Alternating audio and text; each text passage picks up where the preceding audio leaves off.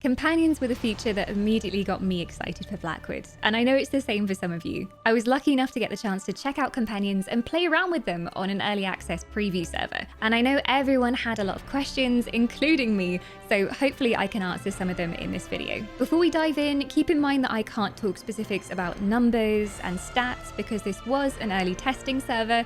I also wasn't able to capture any footage directly from the server itself, but Bethesda have provided some assets for us to use. Two companions have been confirmed so far, of course. We've got Mirri the Dark Elf and Bastian the Imperial, and both of their starting quests are available inside of the Blackwood zone. Companions are intended as adventuring buddies in the game, and you can take them anywhere in game apart from PvP and the solo arenas. Yes, that does mean you can take them into dungeons and even trials, which are some of the hardest content the game has to offer. However, companions are not intended as a replacement for real players, and they never will be. But for players who prefer to adventure alone or are maybe newer to MMOs, they can develop some confidence with a trusted ally and then be ready to go deeper into harder content with other players. And for those already familiar with group play, they can serve as a last-minute replacement when needed. You could technically go into a dungeon with 2 players and then have your 2 companions out in order to fill the party. Or you could choose to take companions into a trial, even with half the group being companions. It is possible, although this might not be the best choice, and I'll talk a little bit about why not later. It does feel like it's perfect for those moments where you just can't find another player though. You can fill that spot. If someone DCs during a trial, you can just grab in another extra DPS by summoning a companion. And they do make a welcome friend when you're traveling around questing. They allow you to take down groups of mobs more easily or make a bit more of a dent in a world boss by yourself. Bastian and Mirri both have their own unique storylines and personalities, and in order to unlock them, you also do part of their backstory with them. You find Mirri after seeing a flyer seeking adventurers to help explore a newly uncovered ruin. However, after going there and meeting Mirri for the first time, you find out this was all just a ruse. It was a cover by cultists to lure adventurers in to be used as sacrifices in dark rituals. And although Mirri managed to escape, her brother is still trapped inside. You agree to help Mirri and find out what happened and attempt to free her brother. Mirri has an adventurous spirit and a very quick wit. She's also an expert in daedrology and comes from a family of explorers. All in all, Mirri kind of reminds me of a dark elf Lara Croft. She also has quite a temper, and you'll often catch her saying fetching feck, fetching ashhole. Bastian, however, you will not find dropping any swears. He was raised in a noble family that weren't his own, and he spends most of his days chasing after their wayward son, his sort of brother, Quistley. You find Bastian on Quistley's trail at the family's request after he's got himself into trouble, yet again. There's a bit of a Jon Snow thing going on here. He grew up no more than a glorified servant, he was never particularly loved, and he's desperate to find out more about his own family. No spoilers for their origin quests, but afterwards you gain the ability to summon them through a new tab in the collections menu called Allies. You can see all of your current unlocked companions displayed here and summon them by blowing on a horn. They'll also copy your character's actions, mounting up when you do, stealthing when there's a need to be a little bit sneaky. And by talking to them, you can access the companion menu, which also displays what gear you have equipped, your rapport level with them, and your skills. You can talk to your characters just like real NPCs and have dialogue with them, and you can even say, "What about us? What do you think about us?" And they'll tell you how they feel about your current rapport level. Your rapport level can be seen in the companions menu as a sliding scale from red to green. Your actions in the world do affect your rapport level. For example, Mirri's a bit more morally flexible, and she'll actually be amused if you successfully steal something, whereas Bastian is a bit more honorable, and he will scorn you for doing so. On their lowest rapport level, comments change to lines like, "Will you be quiet? You're driving me to drink. I can suffer fools, dull blades, bland food, and miserable weather, but you're testing my patience." Whereas at the higher levels, he'll tell you he's never met anyone braver or truer in his life. In conversation, they'll also tell you facts about themselves, what they like and dislike. I do wonder if in live servers, these likes and dislikes will be affected by the areas you travel to with them out. If you go to a spider den and they hate spiders, they might not be so happy. With Mirri and Bastian, there seems to be a theme of family. And as you get to know them better, you help them uncover the answers that they seek and make peace with past grievances. I won't spoil their backstories, but you can also unlock some additional quests with both companions that have me going to other areas of Tamriel and finding out more about their families. They were genuinely touching storylines, and I do feel like I formed a bond with both of them. Companions can fulfill any role in the game, just like players. And although Mirri and Bastian aren't specifically any class in the game, they both share some traits with player classes. Mirri seems to be more of a Nightblade type character, and many of her abilities seem to be modelled off of these. In character, she says she prefers to fight from a distance with a bow, but in a pinch, she's good with a pair of daggers up close. While Bastian remarks he's trained as a mage, but he handles a sword and board quite well too. Companion gear is entirely separate from player gear. Companions can't wear player gear, and pieces for them will only drop while they're actively summoned in the world. The gear we had on the testing server allowed us to choose from light, heavy, and medium armor with a variety of brand new companion traits. Here are some of the companion traits and what they do. They're obviously geared towards certain builds.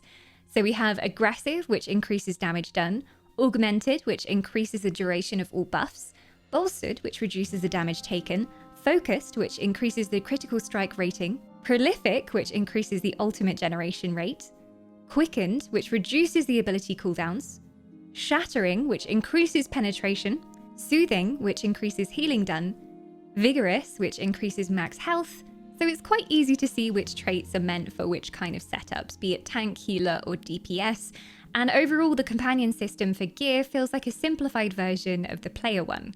Weapons also have the same traits available, and as soon as you equip the type of weapon, it unlocks this skill line for them too. On the subject of skills, these are again entirely different, and they have an entirely different system.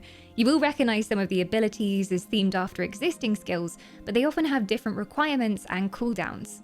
There's a class section with damage, tank, and healing choices, as well as armor, weapon, guild, and racial sections. There seem to be 2 or 3 skills per section, so it's definitely a condensed version of the player skills. On the current build, there was 1 ultimate available for each companion, and 1 racial skill for each. Each companion also has a unique perk that is constantly active. For example, Mirri's increases treasure chest's chance to drop additional loot with her expertise in treasure hunting. And Bastian's increases the chance of potions dropping from chests and monsters to be improved. In terms of slotted abilities, like players, they have 5 abilities plus an ultimate on their bar. However, they don't have a back bar, and they will not swap between weapons at all. Abilities are triggered based on the order they're placed on the bar, so it's best to place the ones you want to prioritize first in your setup.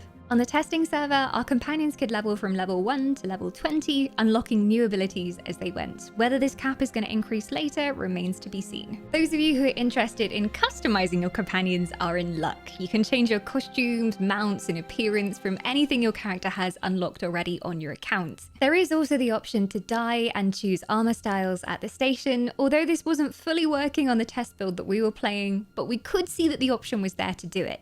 As help when adventuring, companions are a great addition, especially when it comes to being an extra damage dealer. I had a little bit of success with asking my companions to be tanks, as you can slot taunt abilities on their bar. However, they won't do amazingly at keeping lots of ads' attention. And you can't choose which enemy you want a companion to attack, so there's not much chance of getting them to perform tasks like pulling mobs to a certain area. They do make good healers, and they can keep up with a base level of healing, which is useful if you find yourself being just a little bit too squishy. Although I'd like to see more ways that we can control the companions in combat, I do understand why they've gone for more of a simplistic use of them. They're not intended to replace players. And giving us more options for our companions, attacking things, and extra sets of behaviors could quickly encroach on that. We did try the new trial Rock Grove with just 4 of us, bringing along an additional 4 companions to see if we could maybe get through it. They did do some damage, and we even spec'd one up as a healer in order to give us some extra health for boss fights.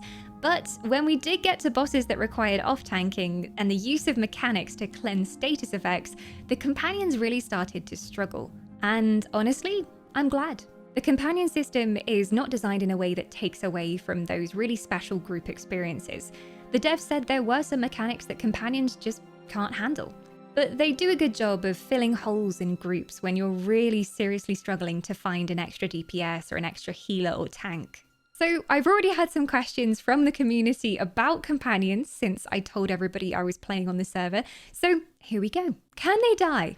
Yes, they are not immortal. They die when they hit 0 HP, and they can be rezzed like a normal player during a fight, or they will just pop up when the fight is over. What about lag? Surely having a large number of companions out, you're effectively doubling the number of players on the screen. Surely performance will be affected. The devs said they were well aware of this, and they have things in place to combat it. Of course, this will be something that they'll be testing when it goes on to PTS servers as well and keeping an eye on. Personally though, this is one of the things I'm most cautious about.